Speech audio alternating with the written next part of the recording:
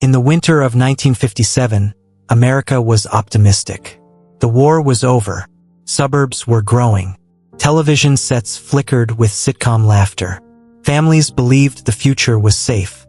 But just outside Philadelphia, in a quiet stretch of woodland, a discovery would permanently stain that illusion. Inside a discarded cardboard box was a child. No name, no shoes, no clothes, no voice left to tell his story. Only bruises, scars, and silence. For the next 6 decades, this child would be known by a name that described his death. Not his life. The boy in the box. And the question that followed would haunt generations. How could a child die like this, and no one comes looking? On February 25, 1957, a young college student entered the woods of Fox Chase, a neighborhood in northeast Philadelphia. He wasn't looking for trouble. He was checking muskrat traps. As he moved through the brush, he noticed something out of place. A large cardboard box, partially hidden by branches. At first glance, it looked like illegal dumping. But then he saw small feet. Inside the box lay the naked body of a little boy, curled tightly as if trying to keep warm. He was small, estimated between 4 and 6 years old. A knitted cap was nearby. The box once held a bassinet, an object meant to cradle a newborn. Instead, it had become a coffin. Police were called immediately. The woods fell silent, and a mystery was born. The cardboard box itself offered little comfort, and even less justice. It was a mass-produced bassinet box, sold by J.C. Penney, an item designed to welcome a newborn into the world. Investigators photographed it, documented it, and traced its manufacturer. But in 1957, there was no DNA testing, no advanced fiber analysis, no expectation that evidence would be preserved for decades.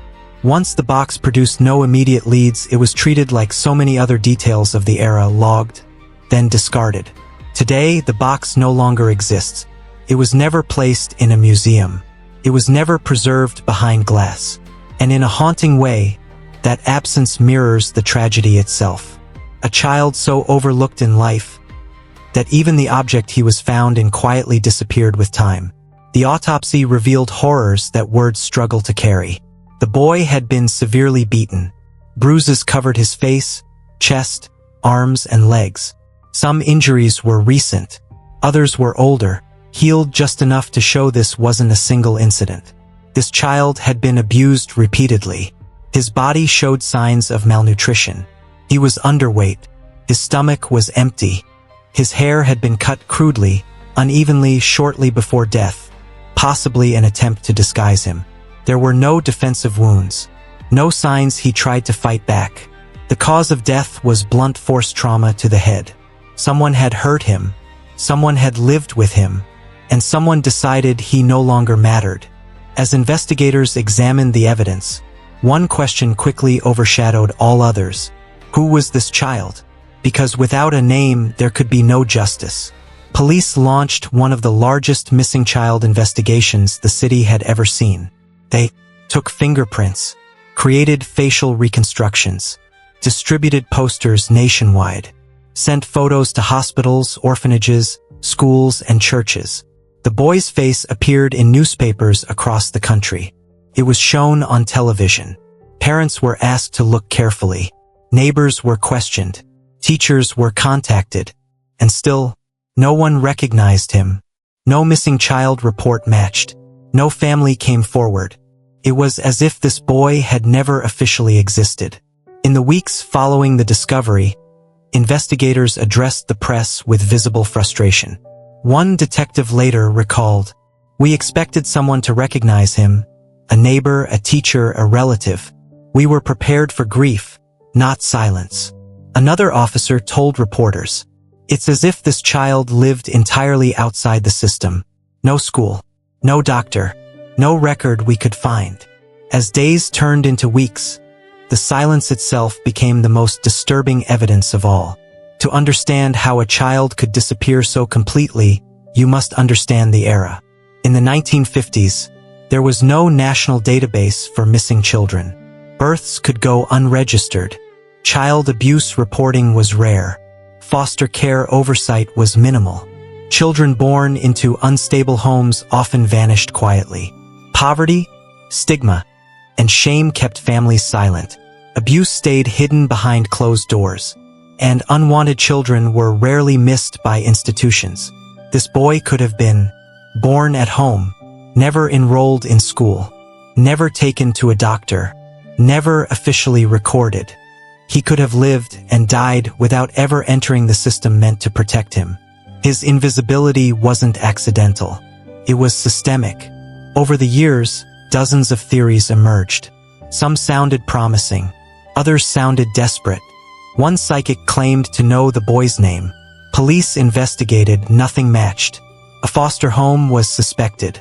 Records were incomplete. No proof. Then came a woman known publicly as Martha.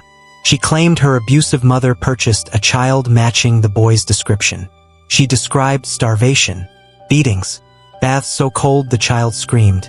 Her story included chilling details not publicly known. But there was no physical evidence, no witnesses, no confirmation. Investigators were torn. Her account haunted many, but could not be proven. Again and again hope rose, then collapsed. As years passed, the case went cold. But the boy did not disappear. Strangers brought flowers to his grave. Children left toys. Someone placed a small American flag.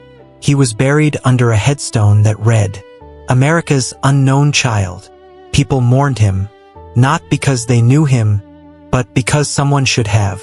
Newspapers began referring to him simply as the boy in the box. Radio hosts asked how a child could vanish without notice. Clergy questioned how abuse could hide in plain sight.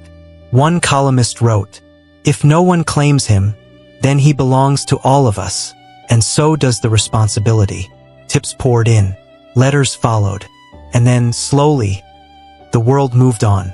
He became a symbol of forgotten children, hidden abuse, institutional failure. The boy in the box stopped being just a case.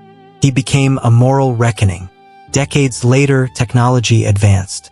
DNA extraction became possible.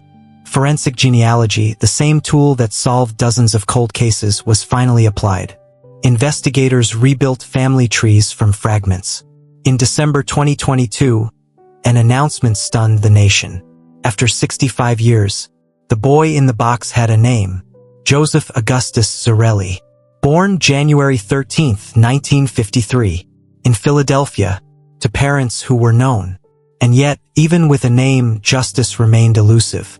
After DNA finally gave the child his name, investigators did what they could, quietly. Police confirmed that follow-up investigative steps were taken, including reviewing family history and contacting relevant relatives. But no interviews were released publicly. No suspects were named, and no charges followed. 65 years after the crime, the truth of what happened inside that home had faded beyond reach, leaving a name restored, but justice still unfinished. Who abused him? Who killed him? Why did no one intervene? Those answers died with the past. Some ask, why revisit this case? Because the danger never left.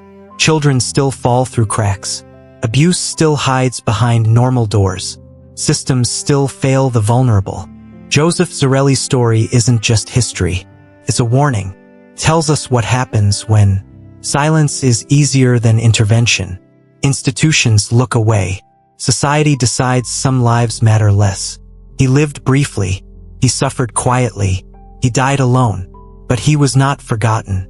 The boy in the box reminds us that justice isn't only about solving crimes. It's about preventing them. And remembering him isn't about the mystery. It's about responsibility. Because every child deserves a name, protection, and someone willing to speak when they cannot. Thank you for watching Silent Evidence: True Crime Exposed. Don't forget to like, subscribe, and join us next time for another chilling true story.